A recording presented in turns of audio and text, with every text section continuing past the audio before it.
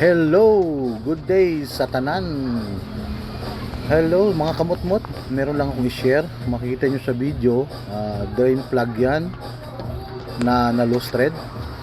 So ngayon, i-share ko lang sa inyo na sa mga drain plug na loose thread, meron kaming ibang paraan para hindi na siya ma-loose thread. Like, ang iba kasi pag nagdi-DIY, lalo yung mga customer na nag-DIY, nalulose thread ang drain plug nila, yung oil drain plug na makikita sa ilalim ng mga motor. So as you can see, yan na-apply na ng aking mechanic ang shim brush yung nilalagay namin sa bolt para maibalik yung dati niyang thread life, yung thread niya. Instead, yung iba kasi yung mga motor shop, ang nilalagay nila, ang binabalot nila is Teflon.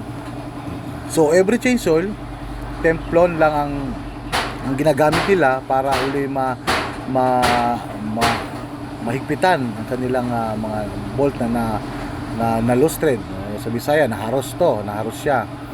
So as you can see, yan, yung mekaniko binabawasan niya na, kasi first time lang namin ginawa to ngayon sa aming first customer na may apply namin tong shim brush. Ito ay inspired by one of the vloggers, si Sir Alberto Mantong. Yan, nakuha ko sa idea na bakit nga hindi natin gamitin yung shim brush na mabibili nyo to sa mga hardware.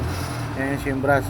So yan, tinatry ng mekaniko ko kung talaga bang ano siya, yung applicable ba or talagang effective sa mga drain plug. So yan, matapos niyang medyo bawasan, sakto lang sa bolt. So yan, pag ang instruction is para pag kumagat siya ng konti, yan, that's the time na pwede nyo nang hugtan o higpitan ang bolt. So as you can see now, na nakakailang try na siya, na first time namin itong ginawa. So sa susunod ng mga customer namin, so ma-apply namin itong ganitong sistema. Yan. Kasi una ang konting kwan lang, mga kaalaman or mga warning sa mga nag-DIY sa mga motor nila. Kaya ang dahilan ng pag-loose thread ng kanilang mga driver ay maling pag-ikot ng mga bolt. So, ayan. So, ayun na po.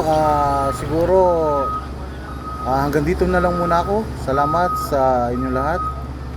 Thank you for watching.